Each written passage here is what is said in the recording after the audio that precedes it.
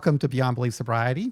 This is a podcast and community for people who are seeking or who have found a secular path to recovery from addictions of all kinds. For anybody who's watching this and who is new to this YouTube channel, please take a look around. This is a podcast that's been going on for quite some time. By the time you're watching this, this will be the 285th episode. So there's a lot of material out there. And also there are audio stories that have been written by people in recovery that you might be interested in reading. Everything here is all about finding a secular path to recovery from whatever addiction a person might have. So today I'm really excited about my guest. Her name is Maggie Jenson, and she is an alternative recovery coach and a harm reduction specialist. I am really excited about having her here. I'm very impressed with the work that she has done and the program that she's put together. And I am excited about the listeners of this podcast to learn about her and what she's doing. I could relate so well to her story. And I found myself as I was watching her videos thinking, boy, the 19-year-old me could have used this message. It's so empowering and inspiring. And anyway, without any further ado, I'm going to bring her out. Her name is Maggie Jenson. And Maggie, welcome to Beyond Belief Sobriety. Thank you, John. Life is beautiful. I'm so excited to be here. And thank you for those kind words. I've just loved being a part of your community and listening to all of the different experts that you bring on. So thank you for what you do for us and this platform that you use. Well, that's nice to hear. But yeah, I'm super impressed with what you do, and I'm looking forward to watching because this is still fairly new. You've just recently started doing this, haven't you? Really? Yes, I've found the courage recently, and I'd love to share the insight of the stepping stones, the building blocks that I had to take to get here. Okay, well let's do that. I think that you know what to do, so I'm going to let you add it. Why don't you tell us about yourself, what you do, why you do it, how you got started? Yeah, thanks. I just want to go ahead and dive in the deep end of the pool here and take it back in time, because I feel there's a lot of my story that is triggering, and I want to kind of first of all foreshadow that for anybody that's going through a hard time right now. This might be an episode to come back to for topics of obviously addiction, but suicide, mental health, and various different things like that, trauma. To go back though, my life looked really pretty promising to start. My family was all very traditional Midwestern family. My dad was enlisted in the military, Fort Riley, Kansas. My mom was a school teacher. They met there and they got married. My mom already had one son from her previous marriage. And she had Eric, my brother, and then I 2 years later. And the life, like I said, looked pretty normal. Military dad, teacher, mom, and life was simple. And my dad started to get deployed more and more. He was a military Spanish linguist for the military. Oh. So he was getting deployed. And this, of course, was before social media. This was back early 90s, before social media, before even the ability to text or call very often with deployments was available. So as my dad was deployed more often, my mom started to seek out different ways to spend her time. Unfortunately, I look back and I think that she didn't have anything to really build an identity around other than motherhood, and she felt lonely in that. And around age 5 was when I started to feel that disconnect from her. And it was by age 6 that I was being described to what alcoholism was. That's right. By age 7, my aunt was telling me that my mother had a disease, a permanent disease of addiction. And that's when I was really, indoctrinated to the lifestyle and the teachings of AA. I would actually go with her to AA meetings. I would go to Al-Anon. I would go to all of these children's support groups, but that were still working in tandem with the 12 steps. And in my young mind, I think I was gifted with this intuitive faculty that was really strong. It didn't make sense to me. I always questioned how this was a disease when it started from basically looking for an escape. And I could pick up on that as a kid. So I studied everything I could get my hands on to help my mom. I joke that I've been studying addiction since before I was 10. And of course, it wasn't me going to the library and checking out books on addiction, but it was studying any kind of material I could from AA and those Al-Anon groups. And I was always questioning it, always trying to get my mom involved in new things, but she was a very emotional, angry drunk. They ended up getting a divorce, my father and her, and he continued his deployment. So he didn't realize what was going on in our household. He didn't realize that the roles of children of alcoholics were being placed on us. And science shows that there's these different kind of roles that we will fill: the scapegoat, the clown, the golden star child, the enabler, the black sheep. Will all kind of develop these personality types to fit the roles within the household. And that's exactly what was happening. And fortunately for me, I found myself as kind of the golden child, where I was able to really dive into my curiosity. I was always very good in school. I loved making my teachers happy. I loved making any type of authority figure happy, because I wasn't getting that from my own mom. And then my brother Eric, who was 2 years older than me, he fell into that enabler role. There was no father figure in the house. He was the middle child. He was at this weird age where he could relate with my mom's issues, and he protected her, and he protected me in times when she was too violent.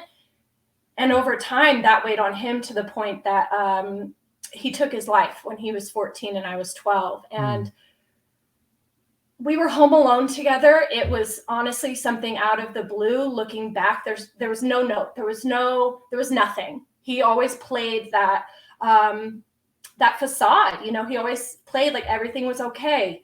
And it was only 6 months later that I turned to alcohol. Despite everything that I had learned and knew about it, and how much I hated it and how much I despised alcohol, that environmental conditioning was there. So do you know how much, and my story is like that, also involves a suicide. And so my mother committed suicide. So I was like, it was right after my 21st birthday, and I was there. I witnessed it. I was there. She was an overdose. Yeah, I was there with her. And a couple of weeks after her death, someone gave me a shot of whiskey as a way to kind of help me. And it set me on a path that got me eventually where I'm at now. So I can so relate that pain is really a sharp, deep pain. Anyway, I just want to acknowledge that and let you know that I've experienced that as well. Thank you for sharing that, John. And I think that might be why our souls were so drawn to each other. It seems like when people go through that same situation, then we can connect on that level. And I thank you for sharing that. It's this funny thing that it was a situation similar of my friends saying, well, I know that adults use this to cope. And then when they said that to me, it was like this light bulb of, oh, well, my mom uses it to cope.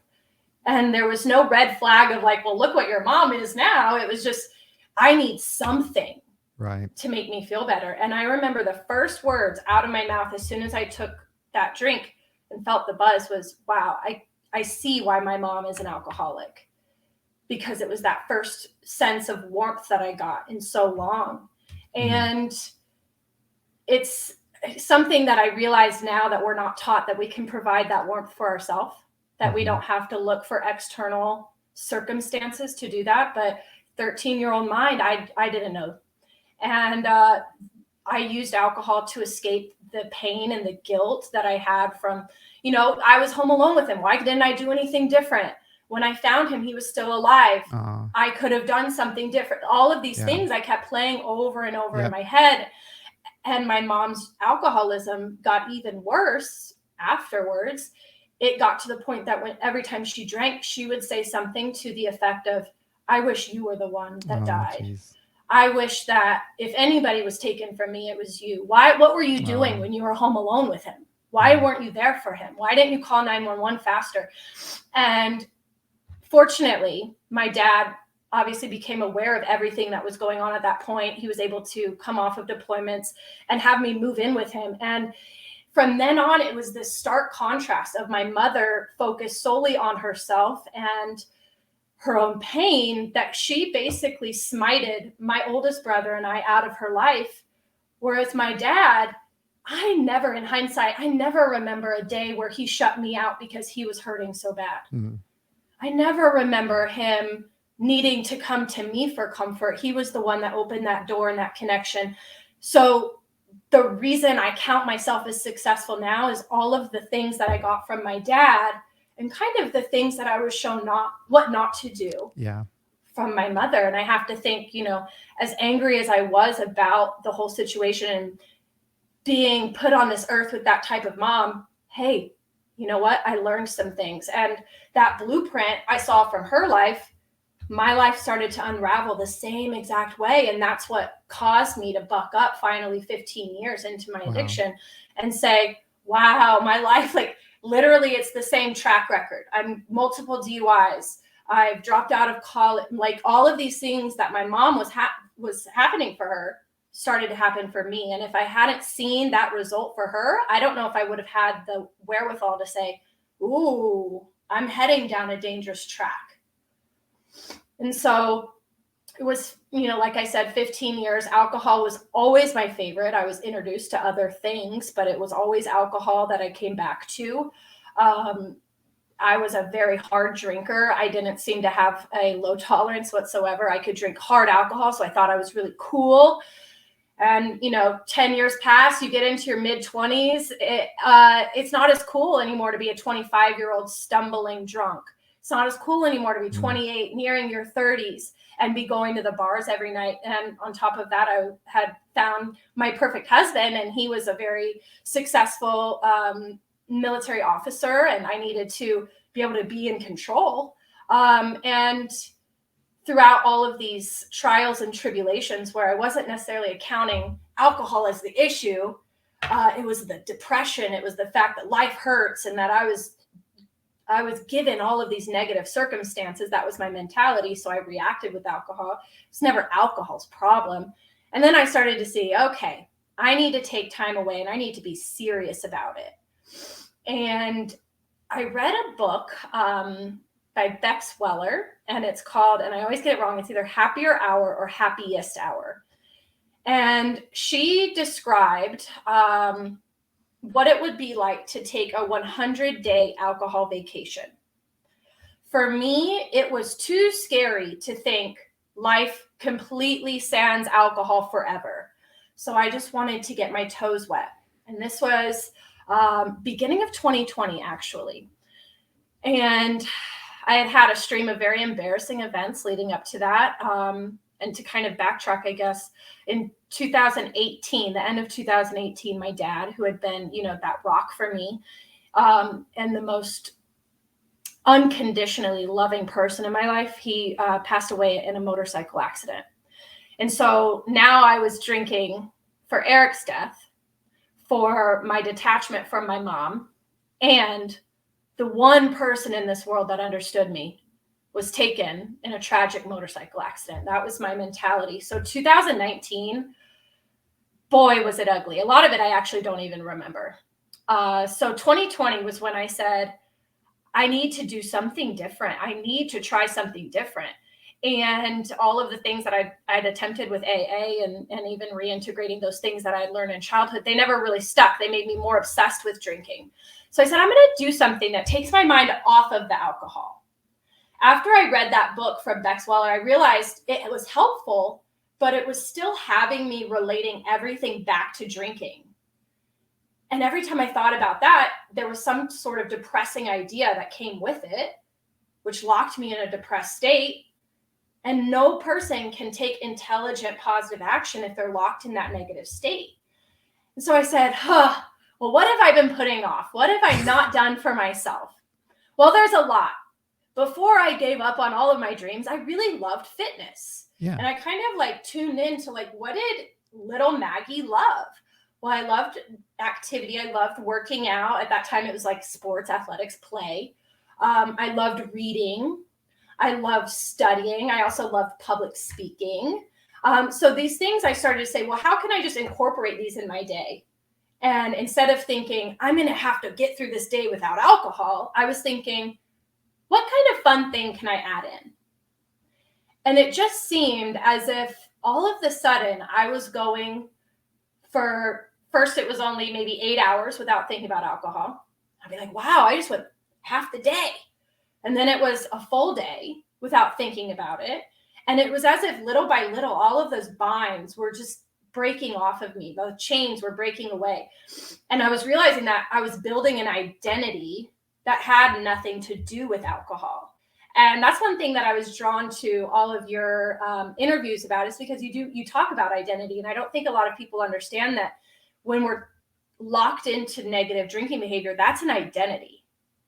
That's a belief we have about ourselves. That's a belief that we have no power. Oh, I'm powerless. That's a belief that we have, that we need that to feel better. I believed that I was only fun, that I was only comfortable, that I was only soothed from my pain if I had alcohol. And I was breaking those beliefs and saying, oh no, I can feel good doing this. I can feel good doing that. I feel soothed doing this. I'm sorry to interrupt there. Oh no, I'm just I'm amazed that you learned early on what I have just recently learned, and that is the importance of thinking about, what do you want with your recovery, what do you want in sobriety, and looking back at your life and the things that you loved and that you enjoyed. Those are the things that you want to recover. You know, if this is recovery, these are the things that you want to recover. And focusing on that is so much more positive and empowering and hopeful than what I was taught, which was which was, you know, I'm drunk forever, and it's either going to be death or prison, so I better not drink. And you mentioned something in one of your videos, which is so true, especially early on. If a person goes to AA, you're really encouraged by a lot of sponsors to not focus on anything but not drinking. What a mistake. Our brain psychologically does not understand, don't do that. If you think about it, if I say to you, John, don't think about cookies, don't eat cookies. Think about cookies. Yeah. Literally the image that I get in my head is a cookie with like the red circle around it and the cross. But that still means that I'm thinking about the cookie and I'm relating things. Oh, well, I can't do that because I can't have the cookie. The same thing goes with alcohol, and when we paint it as a target to avoid. Recovery isn't about shaming yourself into avoiding and trying to manipulate and control external circumstances. It's about, like you said, recovering the things that you love so much so that that external circumstance doesn't have the power over you like you once believed. And I do believe, I actually remember specific sober coaches, sobriety mentors through AA that my mom had, that would tell her, don't set any goals outside of sobriety. They would tell her, don't talk to anybody that you were friends with in your addiction. How scary is that for somebody to imagine? And what does that teach us? That teaches us that other people control us, not that we can control ourselves. And so I really saw through my own change of behavior, little experimentation during quarantine, was that the more I placed that focus on what I can do, the more I realized that alcohol is like, it doesn't have this power. It's not up on the pedestal, but it's also not down in the pits, because either way you hold it, it's going to have power over you. Andrew Carnegie said, any idea, whether feared or revered, so up on the pedestal or down in the pits, any idea, feared or revered, if held in the mind and emphasized, will begin to clothe itself in the most convenient physical form available. In my mind, when I read that, it was towards the end of 2020, as I had already put in these really positive behavior changes, I realized that success came from the idea of, I no longer fear alcohol, but I know that I'm powerful over it, and I'm powerful over my own behavior. That changed my entire reality. That changed my interactions with every single person in my life, changed my attitude towards every single activity that I took part in, because I realized if I fear this, it's going to turn out bad. But if I just see it for what it is and I expect the best out of whatever I can, then it's going to turn out really well. If I revere it, then that can actually be my reality.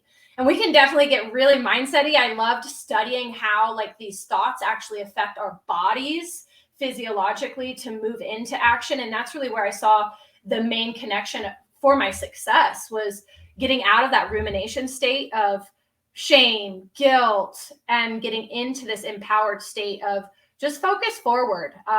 Even if you mess up, what can you learn from it? Don't give it power, and just move forward with faith that you're going to be confident and that you're going to be able to achieve it.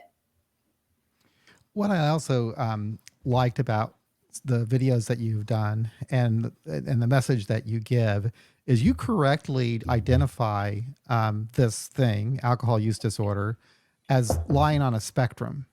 Absolutely. Yes. And that, you know, we've been conditioned, I say we as society as a whole, has been kind of conditioned to see it as just one thing, one disease that everybody must follow a certain, path to recover from it. But that's not really true at all. It does fall on a spectrum from one end to the next. And not everybody has to have complete abstinence. And some do and some don't. Absolutely. And I find that refreshing, that because it's the truth and there's science behind it. Absolutely. I am into anything that's backed by science. I want numbers. I think our generation, our society now is very information hungry. And I do feel like the traditional recovery process, protocols, 12 steps AA, that's all almost 100 years old. And the science is showing that spectrum, and we can get into the stages if that would, be something you'd like to open up about. But that spectrum allows us to see that, like you said, there's different needs for every person there, but it really highlights why one traditional approach that is mainstream has not worked. We look at the numbers and studies say, yeah, AA is the best because that's what's out there. That's what's highly mandated and mainstream. But what if there was something for people in stage 1, stage 2, and stage 3, so that they don't get to stage 4? Exactly. And I think it's really important to pay attention to the data. Yeah. We're told that, you've got to hit bottom. If you're going to get better, you got to hit bottom. And the problem with that, when you're like me, I was like 25 years old, and my bottom was, I guess I didn't have anything, and I was tired of getting thrown in jail, but I didn't physically have the issues that a lot of the older people had in in the groups that I was in. Right. And it took all these years later to say, well, I was in a different area on that. I'm lucky that I got in when I did at the age that I did. But I was being lumped in together with the people on the other end. And I find it encouraging now that there are more people who are recognizing that they can reevaluate their relationship with alcohol, regardless of what's going on in their lives, that it might not be something that's healthy for them.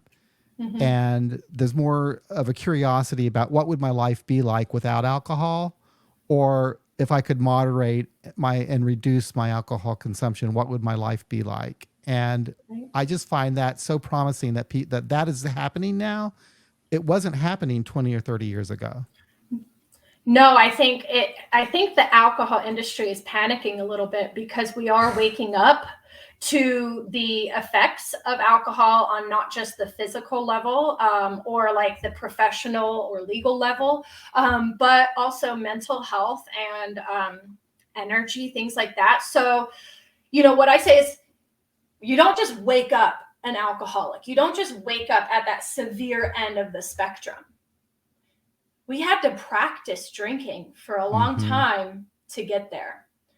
So like you said, if there was a moment, if I may use the word intervention, to intervene, when those problems were first starting, when you had more control, when you had more Right. enthusiasm and confidence in yourself, to say, oh, maybe I could, oh, maybe that is a red flag of stage 1 or stage 2. And I don't want to let it get any further. So where are some tactics that I can, or some strategies that I can take and learn from, so that I don't allow this to progress? And looking at it without the stigma, but rather understanding that a lot of the people that you think are drinking normally and healthfully are probably only presenting that, and you don't know what's going on behind closed doors. So just do what you can for you to improve your relationship with it. And for a lot of people, I find that when they are curious and they have the right approach, they have the right steps, they might say initially, oh, I could never go sober. I could never do that for life. Well, I don't know. And like you said, they just can't imagine it. But once they kind of get that taste and they get some wins under their belt and they start to be reinvigorated, like I said, from those like childhood passions and hobbies that we gave up, then they start to say, you know what, life is actually really fun without this. And I have clients all the time that will come in and they say, no, I could never. And then after 6 weeks, 8 weeks working together, they're like, I just don't want to drink. I went to an event last night and it just didn't sound appetizing. And I think it's all about just experimenting with life and your passions without necessarily putting that stamp on it of, I have to quit forever. Just try it out and see what you decide. You know, that gives you that freedom, but also the permission to relax about not having to decide right now. That's where I think that you are. I think that that's where you're uniquely positioned, I think, to help people from other recovery coaches that I've seen, is understanding that. And that's why I said, like, the 19-year-old me needed to hear that. And I know that there are people in the beginning stages of beginning to have problems with alcohol who would really benefit from that. There's no reason that it has to get out of hand. Exactly. And I think you hit the nail on the head as far as just our society being conditioned to see it so black and white. The people who are in stage 1 unknowingly, or even in stage 2, they look at the people of stage 4 and they say, well, I'm not like them, so why would I need the same thing? And you don't. Unfortunately, mainstream only offers one. Right. So those people having a place, having a connection, and resonating with a message of like, you don't have to quit, but hey, maybe you'll want to one day. And I appreciate that, because honestly, I'm sure you can imagine the type of feedback that I've gotten from some communities of folks. Yeah. Yes. And I would expect probably getting some of that too. But the fact of the matter is, if you really want to help somebody, you got to meet them where they are. And you got to understand that not everybody needs the same thing. And I didn't need at 25 what some other guy needed when he was 55, who'd been drinking much longer than me. But that's, that I just believe that. And what is encouraging, though, what I will tell you from my community and the people that listen to this podcast, I hear a lot more often now that, yeah, I'm all behind harm reduction. Who wouldn't be? Good. You got to keep people alive, right? I mean, otherwise Yes. there's no chance. You got to give people hope. Exactly. And I think that's what harm reduction does. If you want to, and you, I love this, because in your videos you said harm reduction is another word for moderation. Yeah. Right? Yeah, exactly. And if you go to a doctor, they're going to say harm reduction is valuable. Harm reduction saves lives. Yeah. Because it is moderation. It's saying, okay, and even if we're looking at somebody maybe on that very severe end of AUD spectrum, alcohol use disorder spectrum, you'd say, well, they're perhaps drinking, I'll take a page out of my own book, maybe 10 ounces of hard liquor a day. Harm reduction would be, next week, take it down to 9. The next week, take it down to 8. Is that full sobriety? Obviously not. So it doesn't necessarily appease the people that believe in that being the only method. But is that healthy for them? If they can get on average from 10 hard drinks a day to 5 or 4 or 3, a doctor is going to say thumbs up. Right. would it be best if that person could eventually not need to drink ever again, or maybe once a month, once a week? Yeah, for sure. But guess what? 3 is still better than 10. So our society is very conditioned. You see this in nutrition, you see this in workout, you see this in everywhere, that everybody is so conditioned that if you can't do it all, don't do anything. Right. And it's not like that. Even with drinking, if you can just cut back a little bit, you're going to start to feel differences in your body. You're going to start feeling differences in your energy levels for your day, so that you're able to maybe focus a little bit more on what's going to bring you happiness. What have you been avoiding that's causing you anxiety and things like that on a granular level that you can go ahead and maybe take on with confidence now? And every day that you cut back one, guess what that does for your confidence? Yeah. If you're stuck in that rut of 10 a day and you get down to 9 and 8, you're going to be soaring. So over time, harm reduction leads to, what I've seen with my clients at least, it leads to almost 100% abstinence, if not entire. It's just a process. And so interesting too. You're probably familiar with the Sinclair method that people use, where you will take naltrexone and then drink normally. A large percentage of the people that do that go on to just not drink at all. Some don't, but some of them don't decide not to drink at all. They just, which I find so amazing. But some people could be against that, thinking that that's not right, but it's helping people and they're getting sober. Also, sometimes thinking about recovery. I took this class to become a peer support specialist, and they were talking about what recovery is. And nowhere does it mention sober. Honestly, it doesn't. It talks about recovery being a process of change. Right. And I've been thinking about this a lot. It talks about a process of change where you're striving to be your better self or whatever. And I've been thinking about this a lot. And I'm just kind of coming to realize that's what life is, basically. And I'm wondering, if maybe I could one day just drop this phrase of being in recovery and just saying, yeah, I'm a living person who wants to improve, Yeah. That's actually like a very interesting little brainchild that I'm playing with right now.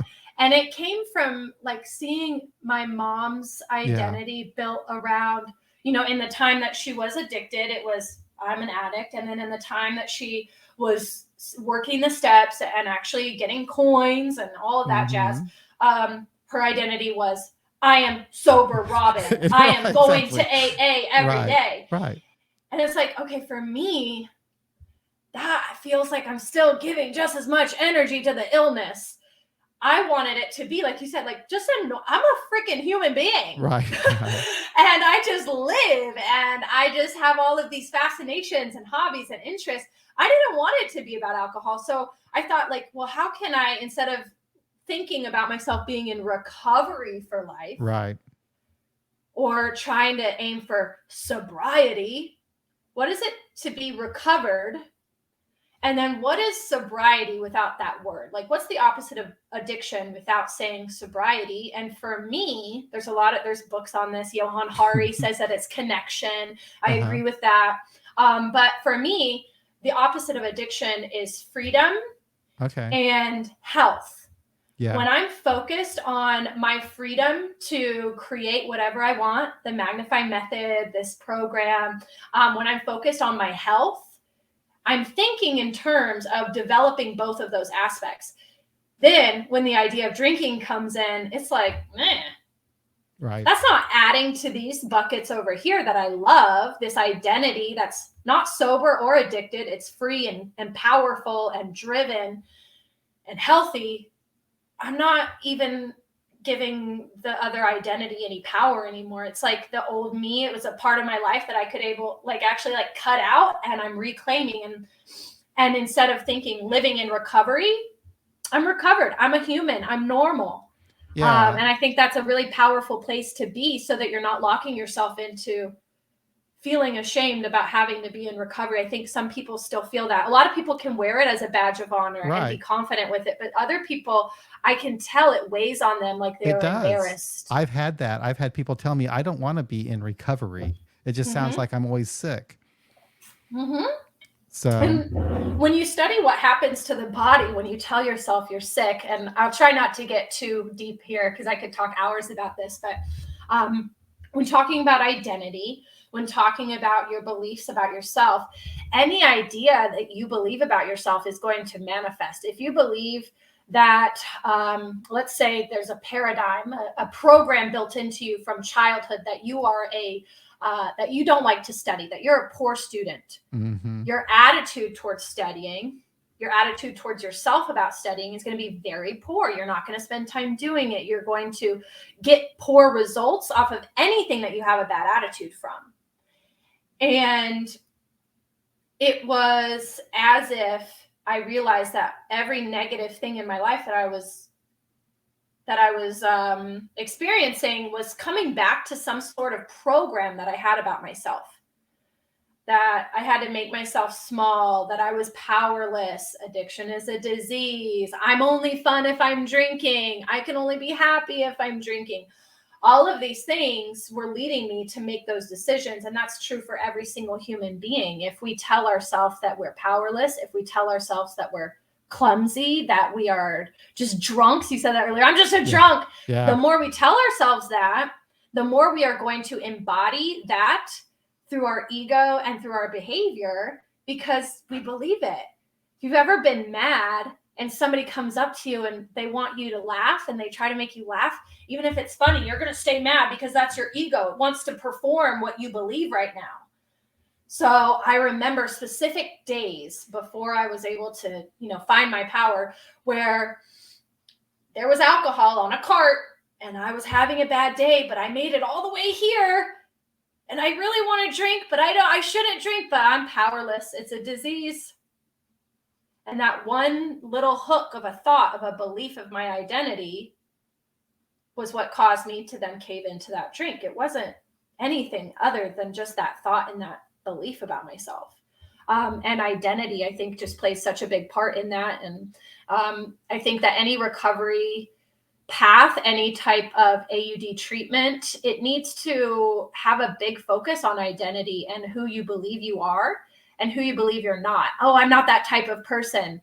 I could never go without drinking for my entire life. Like all of these things, you're going to have to assess them, what your goal is. If your belief is contradictory to it, you're never going to get there. So would you like to talk about what the Magnify program is and why do you call it and why do you call it Magnify? Yeah, that's a great question. I'm a big lover of puns and any type of like play on words, any type of alliteration I can have.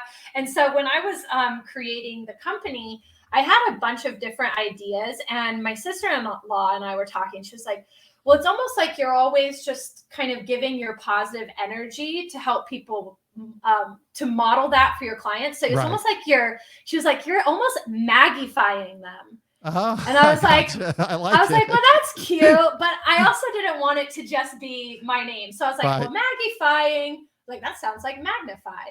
And then I started to think about a magnifying glass. And I thought, well, what does a magnifying glass do? Well, it helps us focus. Okay. A magnifying glass represents awareness, knowledge. And I think that that's a really big area that we're lacking as far as anybody that wants to do better in their life. There's so much to learn about the power of your mind and your thoughts and your attitude.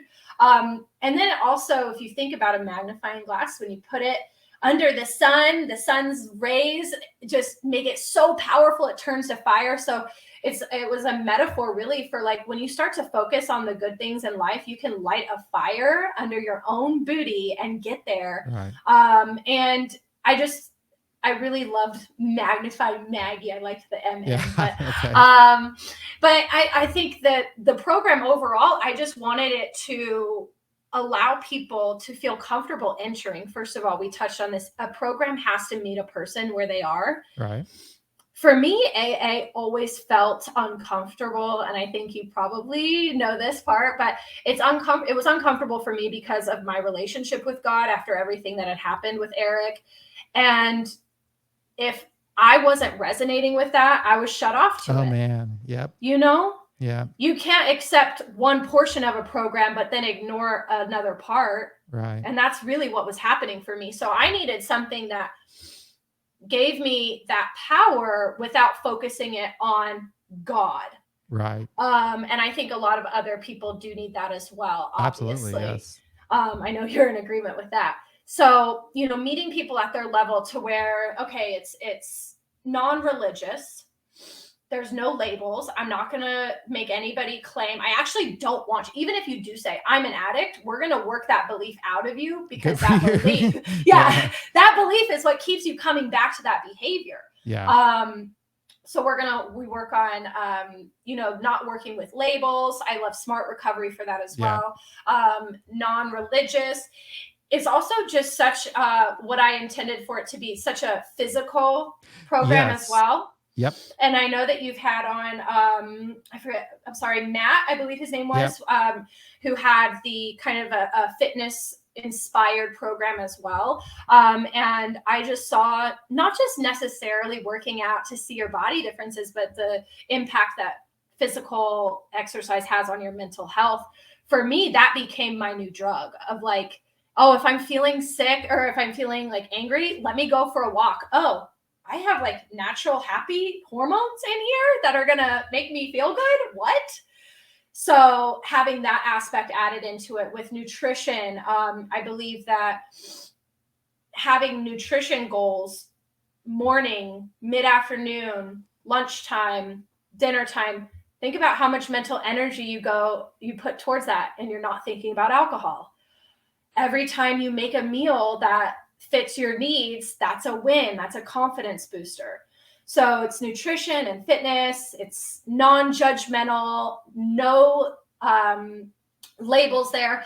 But then the most important aspect for me is the education. What really brought me the power for myself was learning about things like consciousness, this stream of energy that's coming through that I can shape however I want, that then changes the way my body feels and creates the behavior that I will actually take part in. So what that means is, energy coming into our thoughts, it really just is. But if you're programmed to always make everything negative, every single thing that somebody says to you, you're going to interpret it as negative. That's what I was doing. I was always in defensive mode. I was always trying to react and be ready for bracing for failure. That's how I would shape that energy in my body. And then so my attitude and my behavior was very negative. But if you can take that energy in and shape it to your desire and shape it with positivity and say, well, where's the opportunity here? How can I go after the next success, the next 1% progress? Then that shapes how your body physically feels, like energetic, excited. If you feel pain-free, if you feel really fatigued, if you feel really like you're always dealing with chronic issues like migraines, indigestion, that's all stemming originally from stress and thought. So the body is the instrument of the mind. If you don't feel good, it's because you're not thinking well. And I realized that that's how my drinking behavior was manifesting. I was just interpreting every single thing that came into my mind as negative.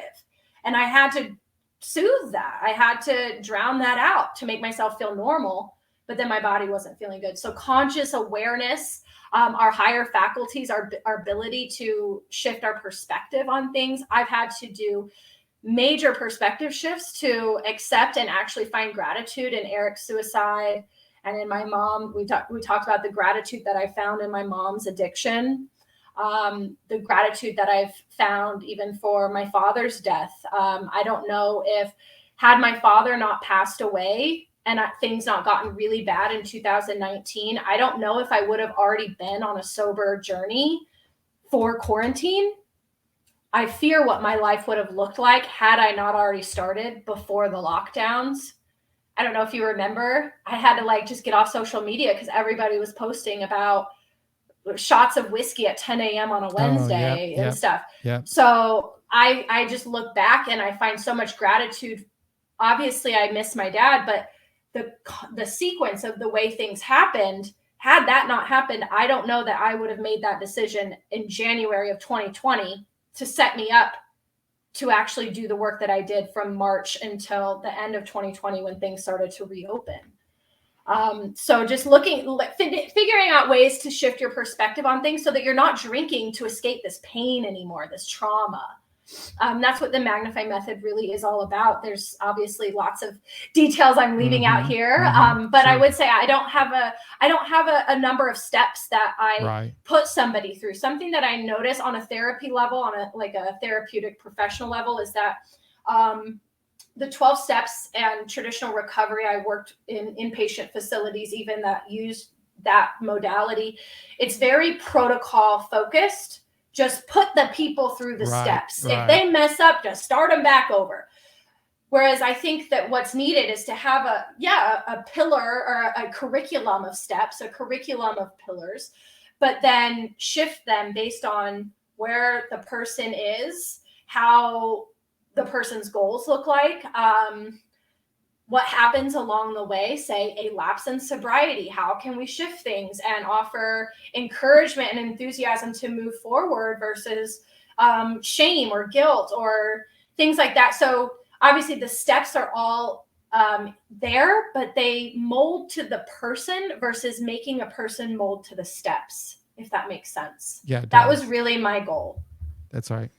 Yeah, the listeners to the audio podcast and the people anyone who's watching this on YouTube in the future, you got to check out her YouTube channel. I'm going to put links to this. You got to check out the YouTube channel. You got to check out Instagram. And I still have not looked at the TikTok videos, but I'm going to check those out too. But that's okay. They're all done really, really well. And you will learn so much. I learned a lot from that. And, I really appreciate it. It's rare that I meet someone that I could identify with. I mean, we're so different in generation and everything else, but I also grew up in a military family. Oh, wow. I live in Kansas City, Missouri. Yes. Oh my gosh. I was just there 2 weeks ago. So there's a lot of commonalities there. It took me a long time, many decades, before I learned what you've learned now. But you give me so much hope for the future of recovery because people are going to be finding you. I think you're going to be very successful at what you do in coaching and helping and mentoring people. And I would really encourage anybody who's interested in a recovery coach to check you out. I think you got a good thing going there. Thank you so much, John. Oh, I'm fighting back tears of joy. Thank you so much. I really appreciate that. And to anybody out there listening, I really appreciate you obviously listening to John and then visiting some of the resources that I can offer. And if anybody wants to chat, we're here for you. And thank you, John, for letting us dive into all of this fun stuff. I know it's fun for me to talk about, and I appreciate you offering this platform. Enjoyed it. Thank you so much. I appreciate it. Thanks, John. Talk soon.